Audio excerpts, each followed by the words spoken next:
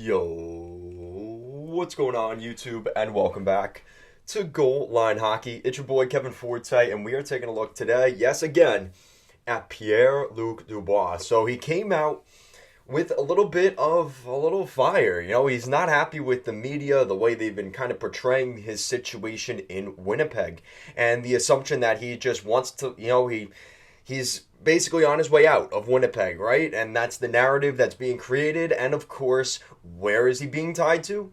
The place he lives 15 minutes away from, and that's the Montreal Canadiens. So we're going to kind of backpedal here. We're going to take a look at what Dubois said in quote, and we're going to kind of evaluate from there.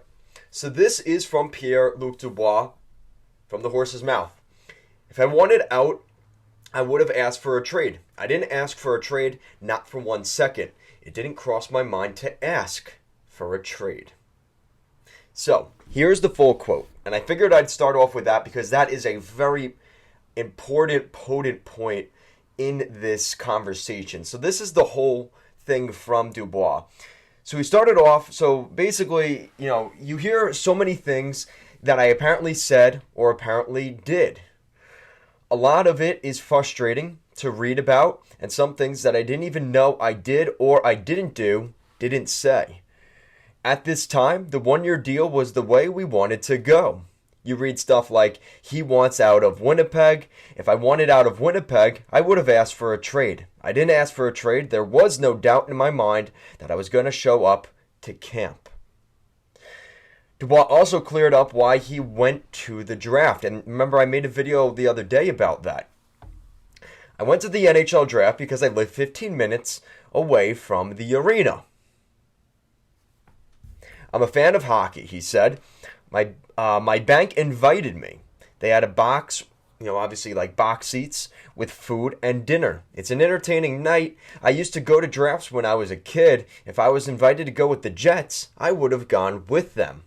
Look, I didn't even know what I'm eating I don't even know what I'm eating tonight for dinner. I don't know what I'm going to do in 2 years, he said. I don't know what I'm going to do in 6 years. I don't know what I'm going to do in 6 months. So, I get what he's trying to say here, right? He doesn't like that the media is kind of wrapping this around that he wants out of Winnipeg. Now, there's different reasons for why that's the case. So the first reason is leverage. If there's the assumption that Pierre-Luc Dubois signed this 1-year deal, which coincidentally is going to walk him straight into unrestricted free agency next summer, well, it does, again, here's where this is a life philosophy for a lot of you people out there. Listen, what they say and what they do, if they're two different things, go with what they're doing. Go with the action. And that's what we're seeing here from Dubois. Now, I'm not discrediting what he said because it obviously is, it's coming from his mouth. It has to be somewhat credible here. But what you have to remember here is, why would he keep signing 1-year deals that walk him straight into unrestricted free agency? And the real question that should have been asked here for Dubois that nobody seems to be talking about. Now, again, he's an RFA next year. So that is to remember here. I'm making that point now. He's going to be an RFA with arbitration rights next year. So he is not a UFA next summer. But how many years are the Jets going to want to keep doing this and playing this dance with Dubois? That's what I'm wondering here. So is Dubois kind of making sure that there isn't this leverage idea out there, right? Because if the idea is from Montreal, if he truly wants to go to Montreal, and that's been talked about plenty, and he kind of told the Jets that he wants to test free agency in 2024 when he is or 2025 when he's a UFA. So if that's the case, well, then the Jets have no leverage in a trade, especially if it's Montreal. Think of it this way. If the Habs can get Pierre-Luc Dubois for free in 2 years, and he's guaranteed he wants to go there, well, then why are they going to pay the premium for him right now in Winnipeg?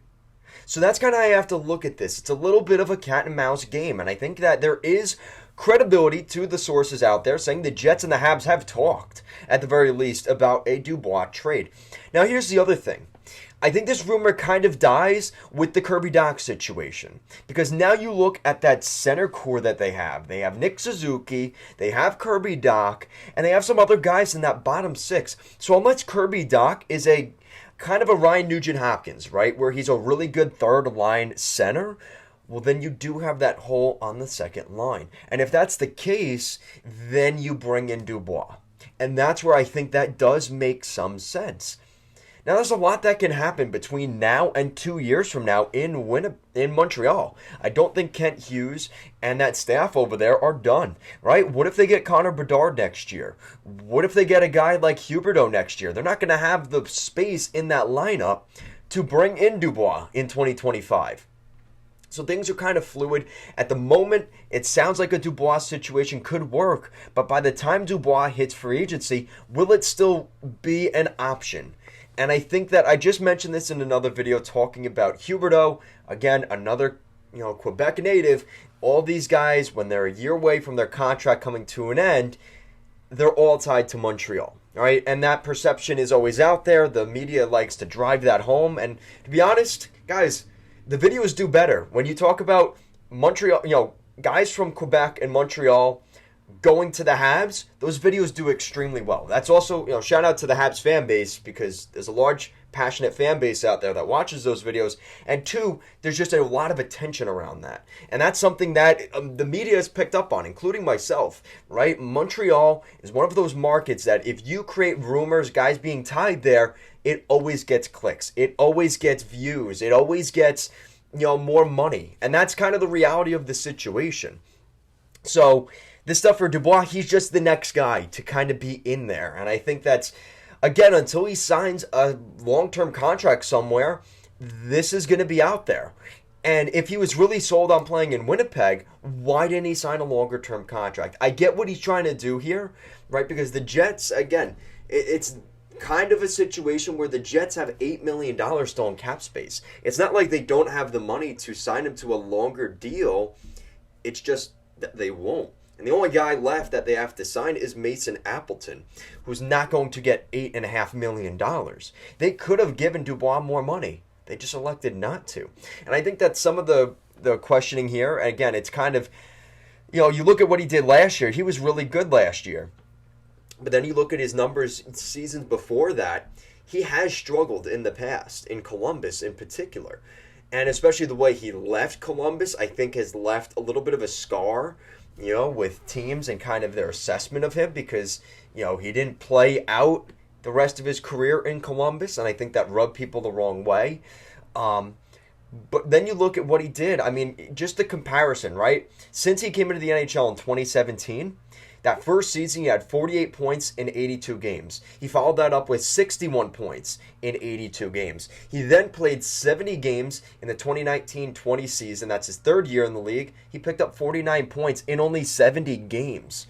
And then you look at, obviously, 2020, 2021. We know how that went. He spent 5 games in Montreal, or in Columbus. 5 games in Columbus. We know how that ended with Tortorella and all of that. He ended up going to Winnipeg. He played okay. He got 20 points in 41 games. And then this is the season where he got back to his record highs of that, what most people would consider a sophomore slump. His second NHL season where he had 61 points. He had 60 points this past season in Winnipeg. He looks a lot better. He came into the season last year ripped up, just looked like a monster. He was ready to go. And you look at his numbers, I mean, he can score, and he's got the production behind him. He's played almost 400 games in the league, over 200 points. This guy is good. He's a good hockey player, and I think that, there's kind of this perception that he's a little bit of a prima donna and thinks he's above the game and this and that. And a lot of you guys have said that. Jets fans are sick of him. I think that Columbus is still a little bit scorned from him. I think a lot has happened since then, so they've kind of gotten over the Dubois thing, but I think that Jets fans are like, this guy's just becoming a hindrance to us. And if you're another team on the outside across the league and you look at that, that is something to consider. So, like I said, we're going to see what happens again next year, because I think that as he gets to 25 years old now, he's getting into the prime of his career. He's going to want that big ticket at some point, and the clock is ticking on when that comes. Does that come in Winnipeg next summer? or does it come in the future? Now, again, I don't know how the interview went, but did they ask the right questions? Because I would have been more asking about, are the rumors that you want to test free agency in 2025 correct? Because if that's the case, then he's not committed to Winnipeg. He wants to go to a certain destination, or he wants to make the top dollar, right? And he has every right to do so. But then don't say this stuff, right? And again, I've seen this as an Islanders fan with John Tavares. He was basically saying, I'd love to stay on Long Island. I love this. I love that. And his actions said otherwise. So as much as he kind of said the right things at the time, his actions led him somewhere else. And that's why I think Jets fans are a little uneasy. They gave up a lot for this guy. It was their second overall pick, Patrick Laine, who's a great goal scorer. They want a similar return if they trade Dubois in this sort of scenario. All right. So I think that's it for today, guys. Let me know what you think of the Dubois situation. Thank you so much for watching, and I'll see you again next time.